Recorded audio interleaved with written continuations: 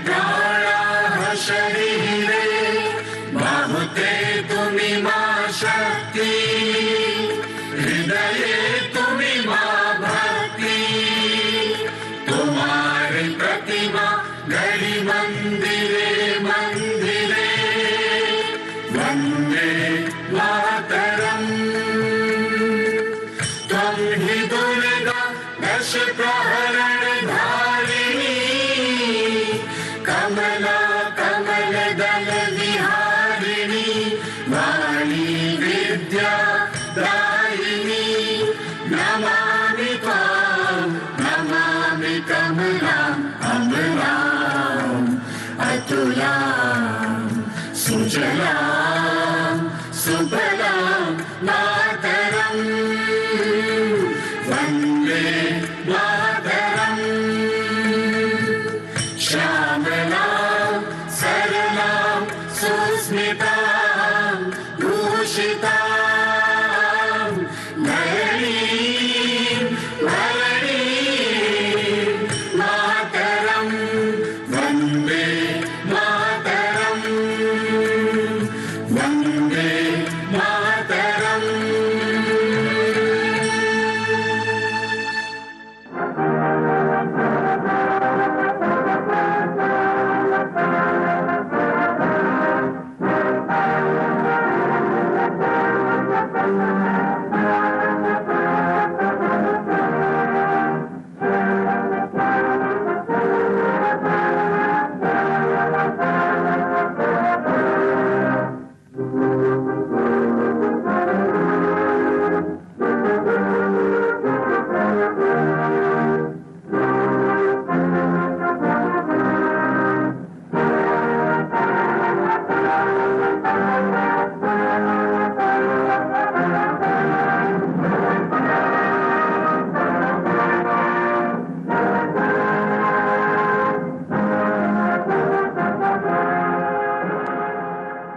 मेरे प्यारे देशवासियों नमस्कार।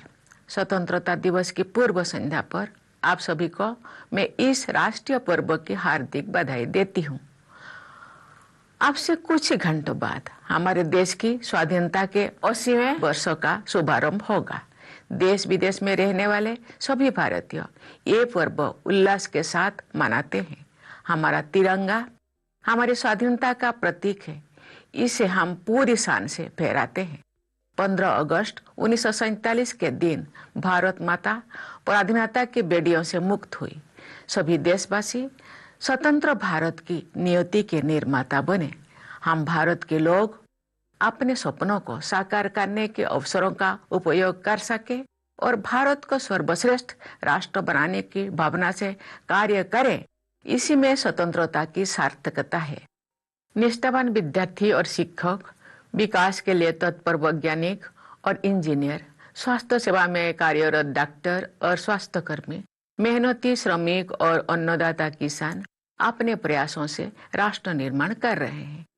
प्रतिभावान खिलाड़ी, शिल्पकार तथा कलाकार, मार्गदर्शक बुद्धिजीवी, निजी और सार्वजनिक क्षेत्र की टीमों के कर्मठ सदस्य, जनहित में सेवारत जनप्रतिनिधि, न्याय व्यवस्था से जुड़े न्यायकर्मी, कार्यनिष्ठ सिविल सेवक, अर्थव्यवस्था में योगदान देने वाले छोटे बड़े सभी निवेशक, निस्वार्थ समाजसेवी और स्वच्छता अभियान के अग्रणी कार्यकर्ता, हमारे सभी सफाई मित्र देश की प्रगति में महत्वपूर्ण भूमिका निभा रहे हैं। अन्य क्षेत्रों में सक्रिय असंख्य देशवासी तथा संविधान में निहित मूल कर्तव्यों का पालन करने वाले सभी नागरिक राष्ट्र निर्माण में महत्वपूर्ण भागीदार हैं। मैं उन सभी की हृदय से सराहना करती हूँ। तीनों सेनाओं के जवानों, सभी सशस्त्र पुलिस बलों एवं पुलिस कर्मियों की कर्तव्य निष्ठा के लिए मैं उनकी विशेष सराहना करती हूँ। विश्व पटल पर भारत का मान सम्मान बढ़ाने वाले प्रवासी भारतीयों और दूतावासों में कार्यरत देशवासियों की मैं प्रशंसा करती हूँ। प्यारे देशवासियों, स्वाधीनता के शताब्दी वर्ष 2047 तक विकसित भारत के निर्माण के लिए हम आगे बढ़ रहे हैं। अंत्योदय की भावना के साथ हमारा संकल्प है कि विकास का लाभ प्रत्येक व्यक्ति तक पहुंचे। अपनी समृद्ध विरासत और स्वाधीनता संग्राम के आदर्शों को अपनाते हुए हम आधुनिक विकास के मार्ग पर अग्रसर है। वयं राष्ट्र जागृयाम, ये वेदवाक्य हमें प्रेरणा देता है कि हम राष्ट्र के लिए सदैव जागरूक रहे। हमारे स्वाधीनता संग्राम में संघर्षरत अलग अलग विचारधाराओं के लोगों का लक्ष्य एक ही था, भारत की स्वतंत्रता। स्वदेशी आंदोलन के दौरान वंदे मातरम जन जन का गीत बन गया। राष्ट्रपिता महात्मा गांधी के नेतृत्व में अनगिनत देशवासी स्वाधीनता संग्राम से जुड़ गए। बाबा साहेब डॉक्टर भीमराव अंबेडकर ने समाज सुधार तथा राष्ट्र निष्ठा के उच्च आदर्श प्रस्तुत किए। भारत माता की उन सभी महान संतानों को मैं सादर नमन करती हूँ, जिनके आदर्शों पर चलते हुए हमारा देश स्वतंत्र हुआ और आगे बढ़ा। आज 14 अगस्त के दिन को हम विभाजन विभीषिका स्मृति दिवस के रूप में मनाते हैं। हम उन लाखों देशवासियों को याद करते हैं जो विभाजन से जुड़ी हिंसा में मारे गए या विस्थापन की त्रासदी झेलने को मजबूर हुए। सांप्रदायिक हिंसा की वजह से लाखों लोगों को शरणार्थी बनना पड़ा और बंटवारे की विभीषिका सहन करनी पड़ी। फिर भी उन्होंने अपनी पहचान नहीं छोड़ी। जब हमारा देश स्वतंत्र हुआ, उस समय देश के विभाजन के गंभीर परिणामों के साथ साथ 550 से अधिक रियासतों को नव स्वाधीन भारत के साथ जोड़ना भी एक असाधारण चुनौती थी।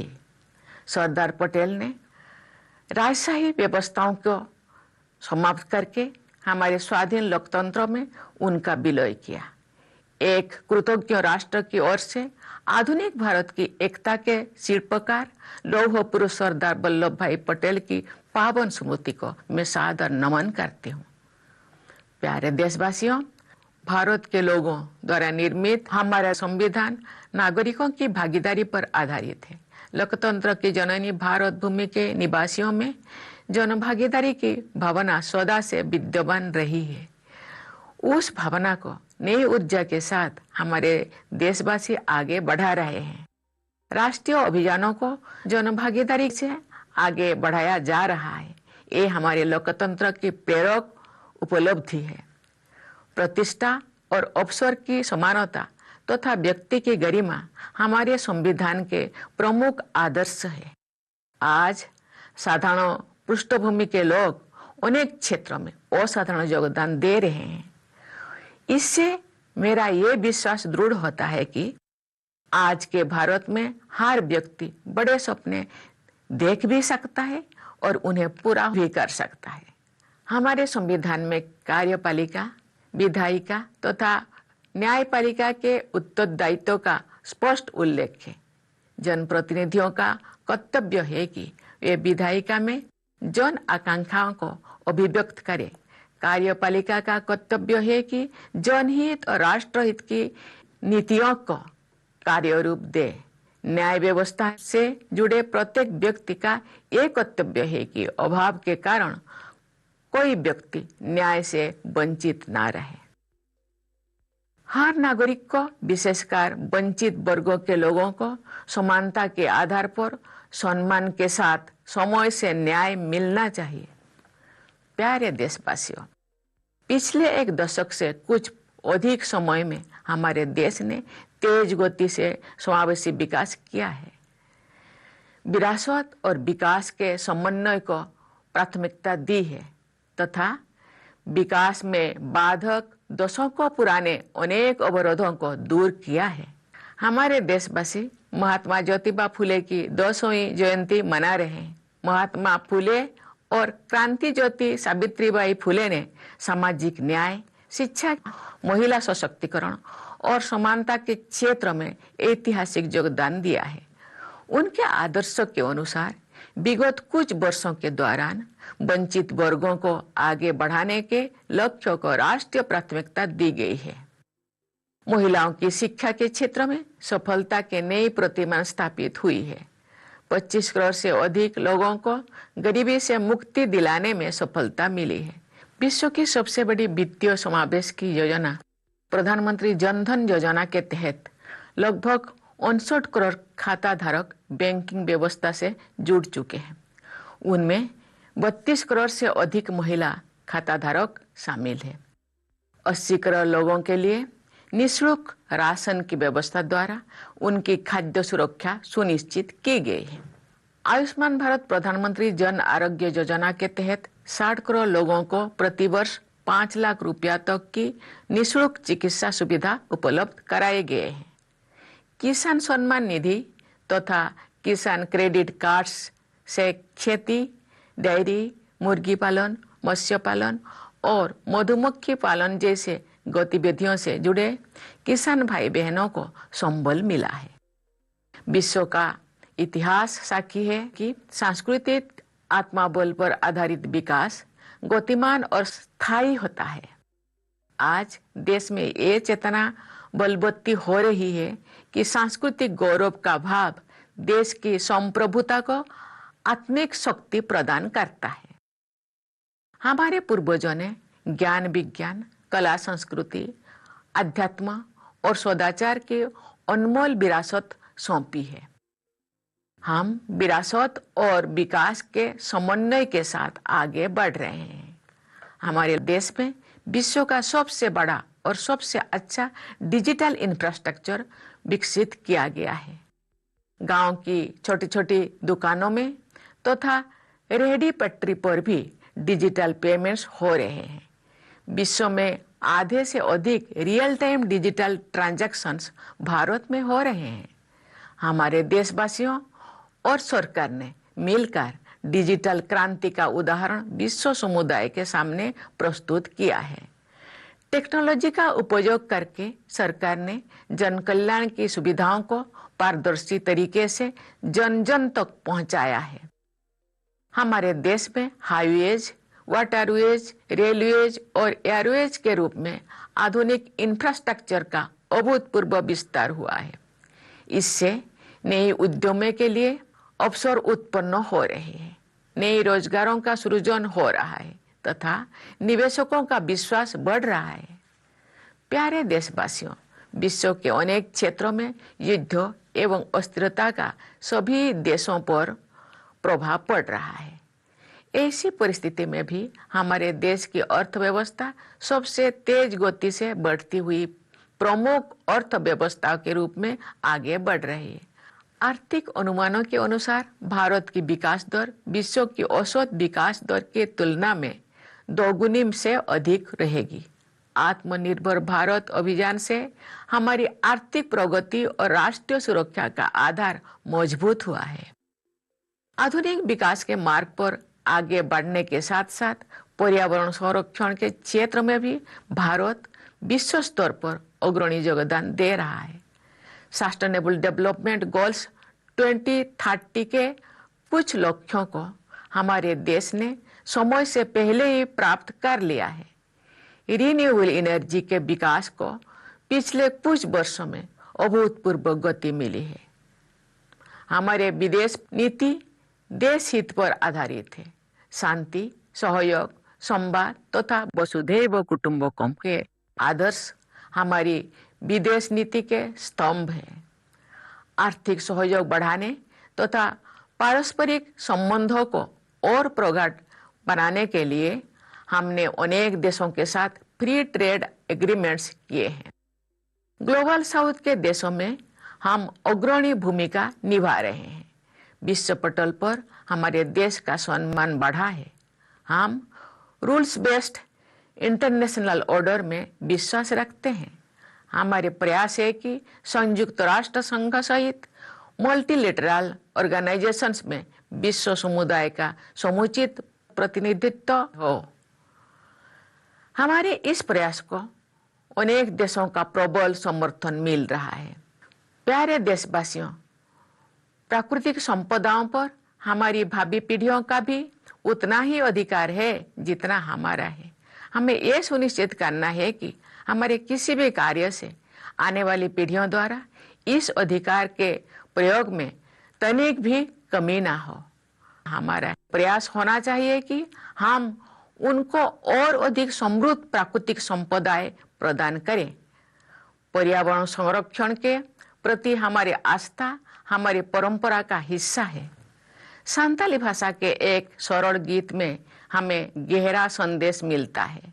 पंडित रघुनाथ मुर्मू द्वारा रचित उस गीत के कुछ शब्द इस प्रकार हैं। दारे गुजुकान नेलते मीरू चणे राग बया दाया हायागे गुजुकान अबुआ ज्योति धर्म दारे चेदा बाबन राग बया आबो ओना नेलते। इस गीत में एक पेड़ के पूरी तरह सूख जाने के कारण रोते हुए एक तोते का वर्णन करते हुए कवि कह रहे हैं, हे मेरे भाइयों, मरते हुए पेड़ को देखकर तोता पक्षी दुख भरी आवाजों में रो रहा है। हे मेरे भाइयों, मानव संस्कृति रूपी वृक्षों का विनाश होता देखकर हम मानव समाज के लोग विलाप क्यों नहीं कर रहे हैं? इस गीत का संदेश ये है कि सभी मनुष्यों को मानवीय मूल्यों और प्रकृति के संरक्षण के लिए तत्पर रहना चाहिए। एक हरा भरा पेड़ मानव समाज के नैतिक और स्वस्थ रहने का प्रतीक है। एक पेड़ माँ के नाम तथा लाइफस्टाइल फॉर एनवायरनमेंट यानी लाइफ जैसे अभियानों की भावना के अनुरूप सभी को पर्यावरण संरक्षण के लिए व्यक्तिगत और सामूहिक प्रयास करना चाहिए।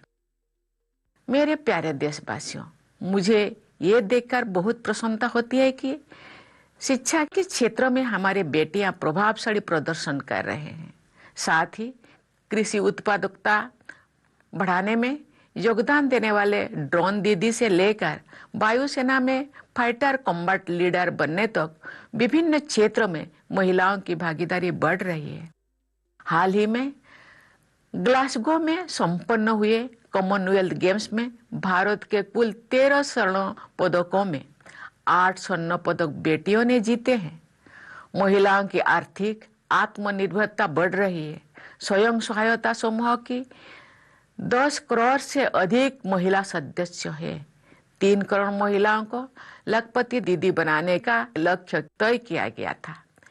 इस लक्ष्य को प्राप्त किया जा चुका है। अब हमारे देश 3 करोड़ महिलाओं को नई लखपति दीदी बनाने के लक्ष्य की ओर अग्रसर है। मुद्रा योजना के तहत सहायता प्राप्त करने वाले उद्यमियों में लगभग 2/3 लाभार्थी महिलाएं हैं।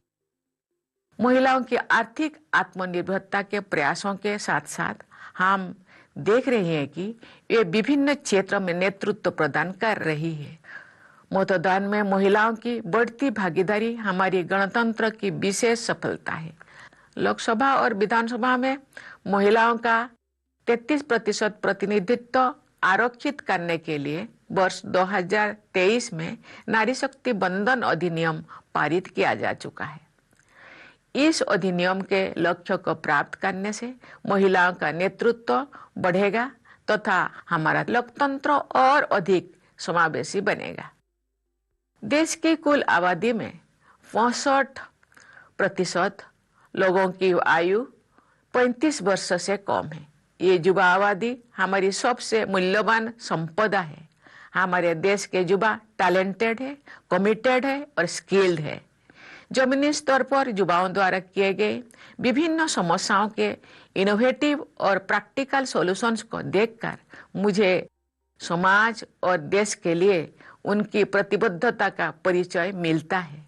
केवल 28 वर्ष की औसत आयु वाली युवा टीम द्वारा हाल ही में रॉकेट का सफल प्रक्षेपण करके अंतरिक्ष अन्वेषण के एक नए चरण का शुभारंभ किया गया है। हमारे अनेक युवा स्वरोजगार के मार्ग पर चलते हुए रोजगार प्रदान करने की संस्कृति को अपना रहे हैं। युवा उद्यमियों की भागीदारी से हमारे देश में एक मजबूत स्टार्टअप इकोसिस्टम विकसित हुआ है। विश्व के बड़े बड़े उद्यम भारत के युवाओं की प्रतिभा और लगन से प्रभावित रहते हैं तथा उन्हें नेतृत्व की भूमिकाओं में नियुक्त करते हैं। ऐसे युवाओं ने विश्व समुदाय में भारत की युवा शक्ति की साख बढ़ाए हैं। हमारी युवा पीढ़ी भारत के स्वर्णिम भविष्य के प्रति मेरी आस्था को और प्रबल बनाती है। हमारे विद्यार्थी भारत के भविष्य निर्माता है। जिस तरह राष्ट्रीय सुरक्षा के लिए सरकार और समाज का एकजुट रहना जरूरी है, उसी तरह विद्यार्थियों के वर्तमान और भविष्य की सुरक्षा के लिए भी सभी के सम्मिलित प्रयास जरूरी है। सार्वजनिक परीक्षाएं विद्यार्थियों के लिए अवसर के द्वार खोलती है। इसीलिए सरकार इन परीक्षाओं में सुधार के लिए व्यापक कदम उठा रही है। इन सुधारों का उद्देश्य है कि सार्वजनिक परीक्षाओं में अनुचित साधनों पर पूरी तरह से अंकुश लगे, परीक्षा प्रणाली और अधिक पारदर्शी तथा युवाओं के लिए सुरक्षित एवं भरोसेमंद हो।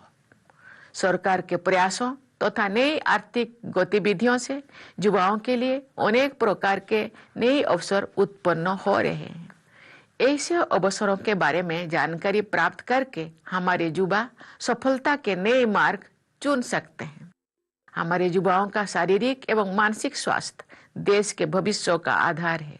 परिवार और समाज की भी जिम्मेदारी है कि हमारे युवा उत्साह के साथ आगे बढ़ते रहे। खेल कूद को युवाओं के विकास और राष्ट्र निर्माण के माध्यम के रूप में अपनाया जा रहा है। खेलो इंडिया कार्यक्रम के तहत स्थानीय स्तर से लेकर राष्ट्रीय स्तर तक देश के सभी क्षेत्र के लिए स्पोर्ट्स इकोसिस्टम उपलब्ध कराया जा रहा है। खेल कूद को बढ़ावा देने के लिए सरकार अभूतपूर्व निवेश कर रही है। इन प्रयासों के अच्छे परिणाम सामने आ रहे हैं। अंतर्राष्ट्रीय खेल प्रतिस्पर्धा में हमारे खिलाड़ी प्रदर्शन और उपलब्धियां के उच्च शिखरों तक पहुंच रहे हैं। एक और हमारे देश में सबसे बड़ी युवा आबादी है, तो दूसरी ओर वरिष्ठ नागरिकों की संख्या भी निरंतर बढ़ रही है। सरकार ने वरिष्ठ नागरिकों के जीवन को बेहतर बनाने के लिए अनेक कदम उठाए हैं। 70 साल और उससे अधिक आयु के लगभग 6 करोड़ वरिष्ठ नागरिकों के लिए प्रति वर्ष 5 लाख रुपए तक की निःशुल्क स्वास्थ्य सेवा सुविधाएं उपलब्ध है। वरिष्ठ नागरिकों के प्रति अपनेपन की भावना तथा उनके आत्मसम्मान को बनाए रखने के लिए पूरे समाज को संवेदनशील रहना चाहिए। प्यारे देशवासियों, सत्य और न्याय के पक्ष में मानवता विरोधी शक्तियों पर विजय प्राप्त करने की भारतीय परंपरा पर हम गर्व करते हैं। 26 जुलाई को हमने कारगिल विजय दिवस मनाया। उसके पहले 7 मई को ऑपरेशन सिंदूर के आरंभ का 1 वर्ष पूरा होने पर हमने अपनी सेनाओं के अतुल्य पराक्रम का स्मरण किया। आतंकवाद के विरुद्ध ऐतिहासिक ऑपरेशन भारतीय सेनाओं की अचूक क्षमता का प्रमाण है। आतंकियों और उनके समर्थकों को एक कठोर संदेश दिया गया कि वे चाहे कहीं भी जाकर छिप जाएं, लेकिन उन्हें आपने किए की सजा जरूर मिलेगी। आतंकवाद को संरक्षण देने वाले देश के साथ अतीत में की गई सिंधु जल संधि का निलंबन करना हमारे देश के विशेषकर किसानों के हित में एक निर्णायक कदम है। दशकों से नक्सलवाद देश के लिए गंभीर चुनौती बना हुआ था। भारत को नक्सल मुक्त बनाना एक बड़ी उपलब्धि है। अब नक्सल प्रभावित क्षेत्र में उत्साह का वातावरण है तथा विकास की सर्वस्पर्शी धारा प्रवाहित हो रही है। बस्तर ओलंपिक्स में खिलाड़ियों ने, बस्तर पंडुम में कलाकारों ने तथा इन आयोजनों में दर्शकों ने भारी संख्या में हिस्सा लिया। राष्ट्र गौरव की रक्षा हेतु निर्मित मराठा सैन्य परंपरा से जुड़े 12 दुर्गों को पिछले वर्ष यूनेस्को की वर्ल्ड हेरिटेज लिस्ट में स्थान दिया गया और इस वर्ष भगवान बुद्ध के प्रथम प्रवचन के स्थल सारनाथ को यूनेस्को वर्ल्ड हेरिटेज लिस्ट में शामिल किया गया है। भारत भूमि में एक और भगवान बुद्ध से जुड़े आध्यात्मिक स्मारक है, तो दूसरी ओर आत्मसम्मान तथा अपनी गौरवशाली परंपराओं की रक्षा हेतु युद्ध करने की हमारी प्रभावशाली क्षमता के प्रतीक भी विद्यमान है। मेरे प्यारे देशवासियों, सभी भारतवासियों का विकास और कल्याण ही विकसित भारत के निर्माण का वास्तविक लक्ष्य है। तेलुगु भाषा में रचना करने वाले महान राष्ट्रपति साहित्यकार गुरजाड़ा अप्पा राव ने अपने एक गीत में सभी भारतवासियों को देश प्रेम का अमूल्य संदेश दिया है। उन्होंने कहा है, देश मुन्नु प्रेमिंचु मन्ना मंची अन्नदी पेंचु मन्ना देश मंटे मट्टी कादोय देश मंटे मनुष्य लोय। इन पंक्तियों का भाव है, देश से प्रेम करो, भलाई को बढ़ाओ। देश का अर्थ केवल मिट्टी ही नहीं है, देश का अर्थ समस्त जन समुदाय है।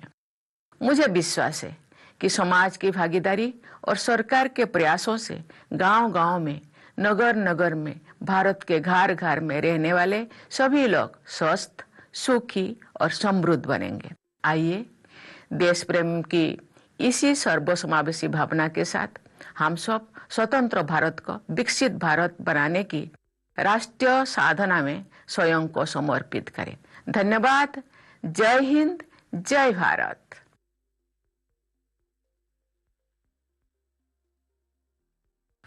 My dear fellow citizens, Namaskar. On the eve of our Independence Day, I convey my warm greetings to all of you for this national festival. In a few hours from now, our country will witness the auspicious beginning of the 80th year since its independence. All Indians living in the country and abroad celebrate this festival with great joy. Our tricolor is the symbol of our freedom. We unfurl it with immense pride.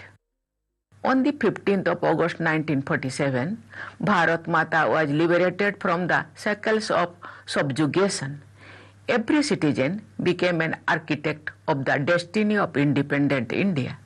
The true meaning of freedom lies in ensuring that all citizens are able to utilize opportunities to fulfill their aspirations and work towards the goal of making India the foremost nation in the world.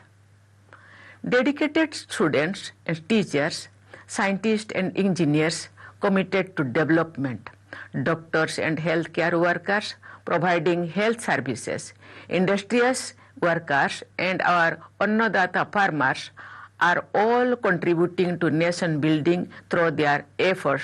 Talented sportspersons, craftspersons and artists, visionary intellectuals, diligent members of the workforce in private and public sectors, people's representatives devoted to serving them, officials in the judicial system, dutiful civil servants, big and small investors contributing to our economy, selfless social workers, and all Safai Mitra who are frontline workers of the Swachhata Abhiyan are all playing an important role in the nation's progress.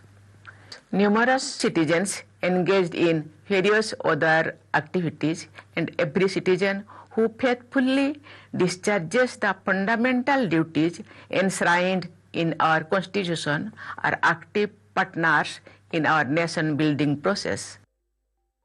I wholeheartedly appreciate each one of them. I especially commend the devotion of our soldiers in the three armed forces, armed police forces, and all police personnel for their unwavering dedication to duty. I also praise the Indian diaspora and the officials serving in our embassies who enhance India's prestige and honor on the global stage. My dear fellow citizens, we are moving ahead towards building Viksit Bharat by the centenary year of our independence in 2047. Guided by the spirit of Antodaya, it is our resolve to ensure that the fruits of development reach every individual. Embracing our rich heritage and the ideals of the freedom movement, we march ahead on the path of modern development. The Vedavakya, Vayam Rashtre Jagroyamo, inspire us to always remain ready to serve the nation. During our freedom struggle, people with diverse ideologies, we are united by one common goal, India's independence. During the Swadeshi movement, the song Vande Mataram became a song of the masses. Countless Indians plunged themselves into our freedom struggle under the leadership of the father of the nation, Mahatma Gandhi. Baba Saheb Dr. Bhimrao Ambedkar embodied the highest ideals of social reforms and patriotism. I humbly bow to all those great sons and daughters of Bharat Mata whose ideals guided our country to its freedom and its progress thereafter. Today, on the 14th of August, we observe Vibhajan Vibhishika Smruti Divas. We solemnly remember those lakhs of Indians who lost their lives in the violence resulting from the partition, or were forced to endure the tragedy of displacement. Lakhs of people had to become refugees due to communal violence and endure the horrors of partition. Yet, they did not give up their identity. At the time of our independence, along with the grave consequences of partition, was the extraordinary challenge of unifying more than 550 princely states with a newly independent India. Sardar Patel put an end to the system of kingdoms and integrated the princely states into our independent democracy. On behalf of a grateful nation, I pay my respectful tributes to the sacred memory of the sculptor of the unity of modern India, Lauh Purush Sardar Vallabhbhai Patel. My dear fellow citizens, the Constitution framed by the people of India rests on the foundation of people's participation. The spirit of public participation has always been inherent in the people of our country, which is the cradle of democracy. With renewed vigor, our fellow citizens are promoting the same tradition of people's participation. National campaigns are being implemented through active participation of the people. This is an inspiring achievement of our democracy. Equality of status and of opportunity, along with the dignity of the individual, are among the cherished ideals of our Constitution. Today, people from ordinary backgrounds are making extraordinary contributions in many fields. This strengthens my belief that in today's Bharat, everyone can dream big and also realize such dreams. Our Constitution clearly lays down the responsibilities of the executive, the legislature, and the judiciary. Giving voice to the aspirations of the people is the duty of the representatives in the legislature. The executive is responsible for implementing policies that serve the interest of the nation and its people. It is the duty of every person associated with the judicial system to ensure that no one is deprived of justice due to lack of resources. All citizens, especially those belonging to deprived sections of the society, should have equal access to timely justice with dignity. My dear fellow citizens, during the period of a little over a decade, our country has witnessed rapid and inclusive development. Parity to harmonizing heritage and development, and removal of numerous decades-old obstacles to development. Our country is celebrating the 200th birth anniversary of Mahatma Jyotiba Phule. Mahatma Phule and Kranti Jyoti Savitribai Phule made historic contributions to social justice, education, women's empowerment, and equality. Following their ideals, the upliftment of the deprived sections of society has been given priority at the national level during the past few years. New standards have been set in the area of women's education. More than 25 crore people have been lifted out of poverty. Under Pradhan Mantri Jan Dhan Yojana, the world's largest program of financial inclusion, nearly 59 crore account holders have joined the banking system. Out of these, more than 32 crore account holders are women. Food security has been ensured for more than 80 crore people by providing them with free rations.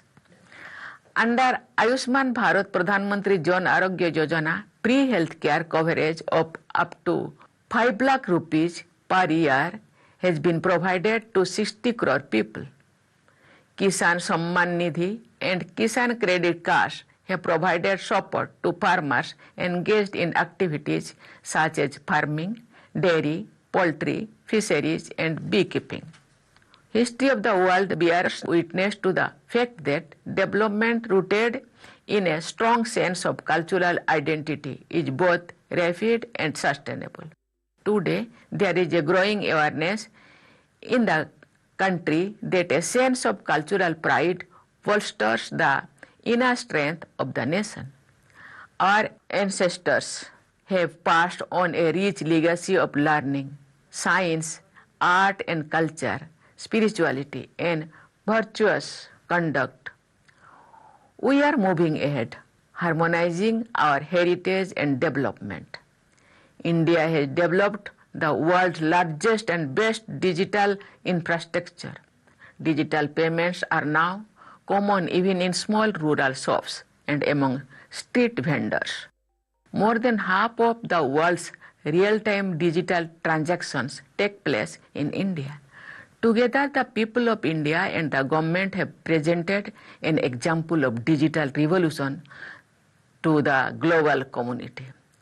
By using technology, the government has provided benefits of welfare schemes to the people in a transparent manner. Our country has seen an unprecedented expansion of modern infrastructure in the form of highways, waterways, railways, and airways.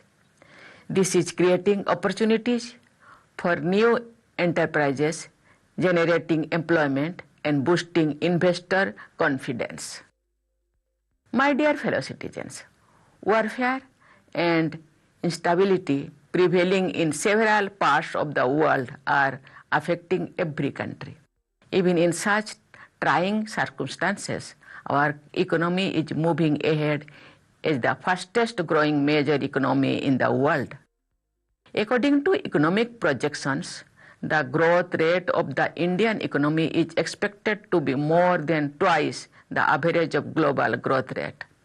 Atmanirbhar Bharat Abhiyan has further strengthened the foundation of our economic progress and national security. While moving ahead on the path of modern development, India is also playing a leading role at the global level in protecting the environment. Our country has achieved some of the Sustainable Development Goals 2030 ahead of schedule. Over the past few years, the development of renewable energy has gained unprecedented momentum. National interest is the foundation of our foreign policy. Peace, cooperation, dialogue, and the ideal of Vasudhaiva Kutumbakam are the pillars of our foreign policy. We have entered into free trade agreements with many countries to enhance economic cooperation and strengthen mutual relations. We are playing a leading role among the countries of the global south. Our country has grown in stature on the global stage. We believe in a rules-based international order. Our endeavor is to ensure that the global community receives appropriate representation in the United Nations and other multilateral organizations. This endeavor of our country has been getting strong support from many countries. My dear fellow citizens, future generations have as much right over natural resources as we do. We must ensure that none of our actions result in the slightest encroachment upon the exercise of this right by future generations. We should make all efforts so that we are able to live for them even richer bounties of nature. Our faith in conserving the environment is an integral part of our tradition. A simple song in the Santali language carries a profound message. A few lines from that song written by Pandit Raghunath Murmu are Dare gujuk kan nyelte miru chane rag boya daya hayage gujuk kan abwa jati dharam dare cheda babon rag boya abo ona nyelte. In this song, the poet describes an inconsolable parrot crying in grief because a tree has completely dried up. He says, "Oh my dear brothers," the parrot wails on seeing a dying tree.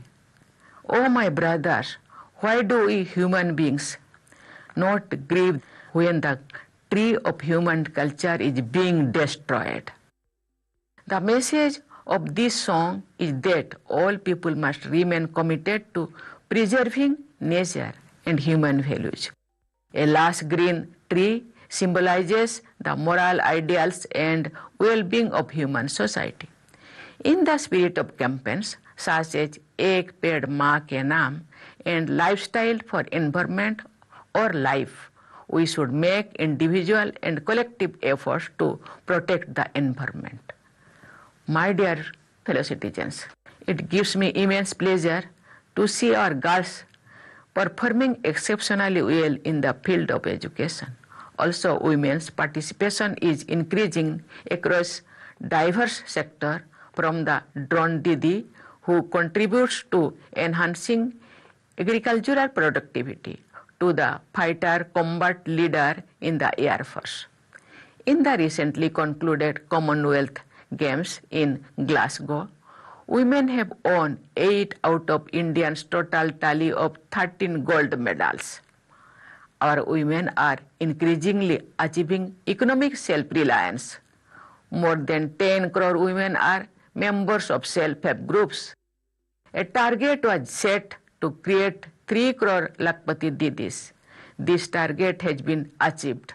Now, our country is moving towards the goal of creating 3 crore new Lakpati Didis.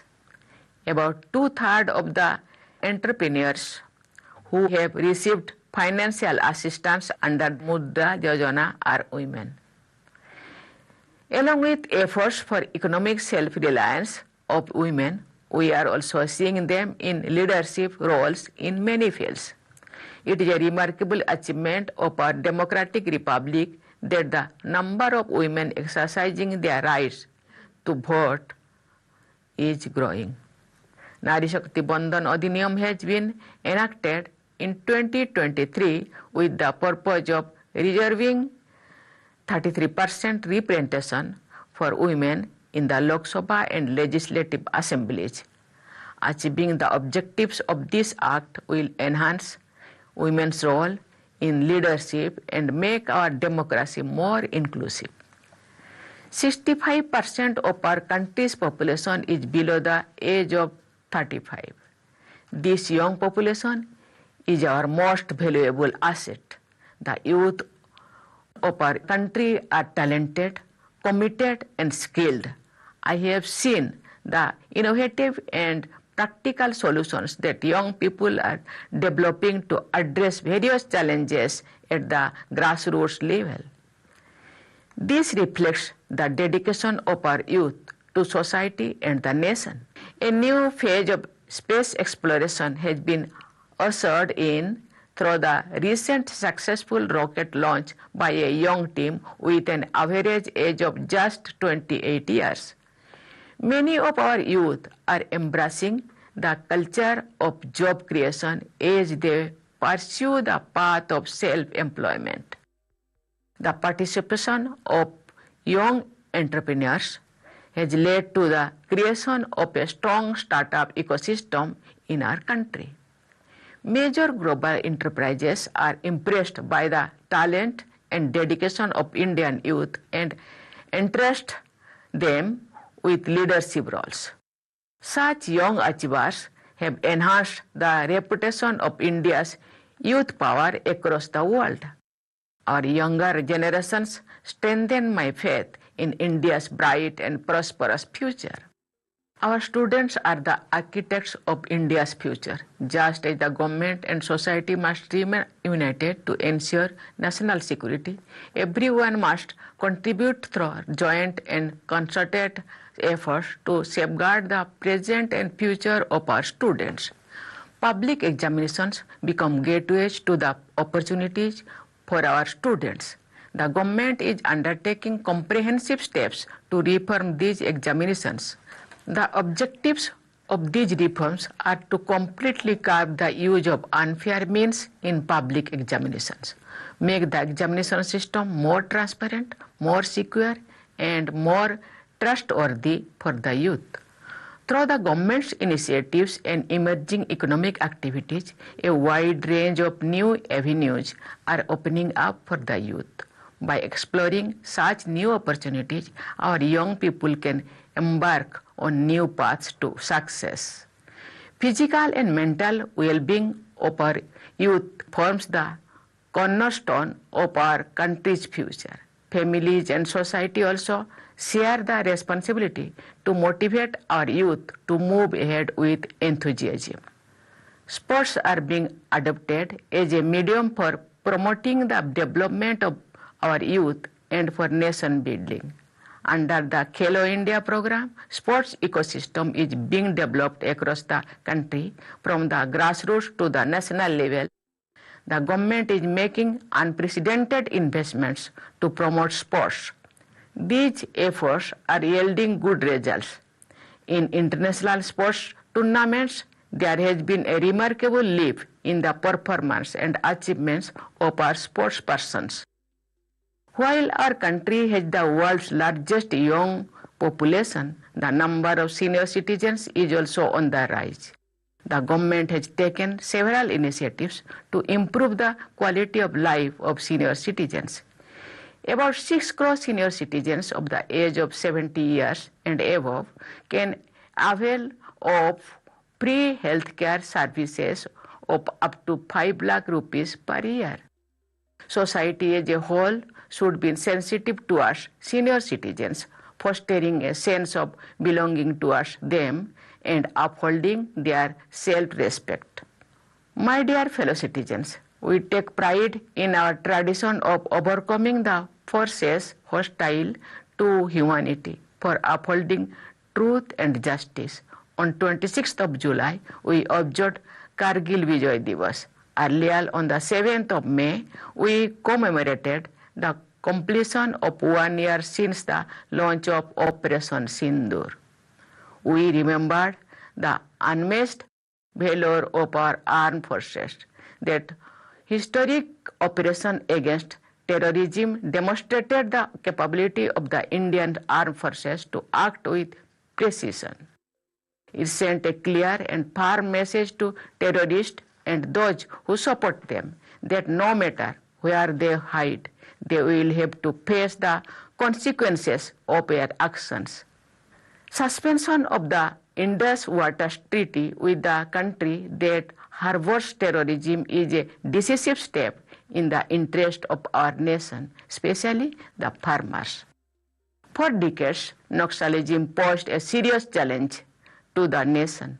Making India Naxal-free is a major achievement. Today, enthusiasm prevails in the areas once affected by Naxalism.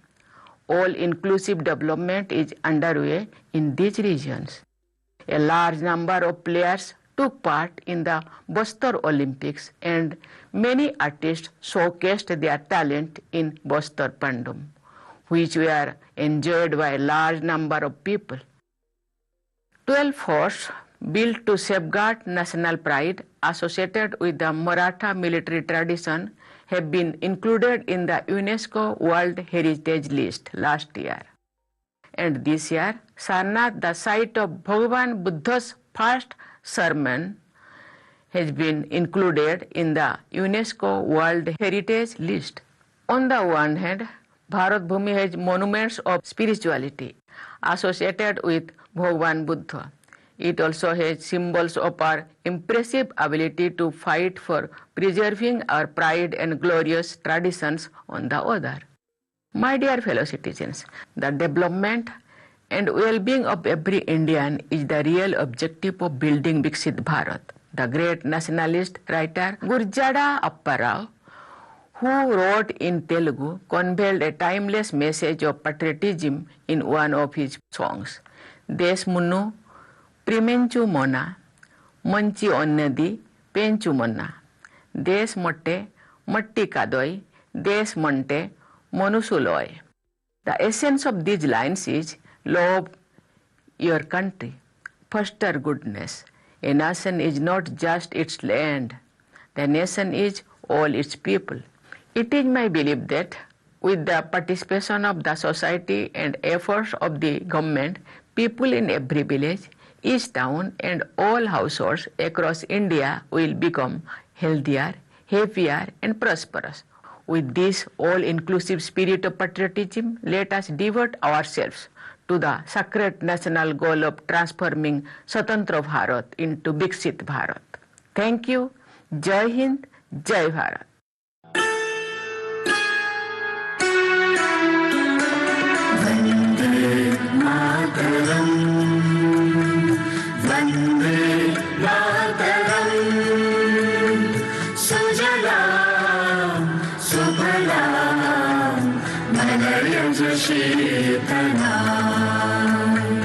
शस्य श्यामलां मातरं वन्दे मातरं शुभ्रज्योत्स्ना पुलकितयामिनीं पुल्लकुसुमिता द्रुमदलशोभिनीं सुहासिनीं सुमधुरभाषिणीं सुखदां वरदां मातरं वन्दे मातरं कोटि कोटि कण्ठाय कल कल निनाद कराले कोटि कोटि भुजय धृत खर करवाले केवल माँ तुम्ही अबले बाहुबल धारिणी नमामि तारिणी रिपुदल वारिणी मातरं वन्दे मातरं तुम्हि विद्या तुम्हि धर्म तुम्हि निधि तुम्हि धर्म त्वं हि प्राणाः शरीरे बाहुते तुम्हि मा शक्ति हृदये तुम्हि मां भक्ति तुम्हारी प्रतिमा गढ़ी मंदिरे मंदिरे वन्दे मातरं त्वं हि दुर्गा दश प्रहरण धारिणी कमला कमल दल विहारिणी वाणी विद्या दायिनी नमामि त्वां नमामि कमलां अमलां अतुलां सुजलां सुफलां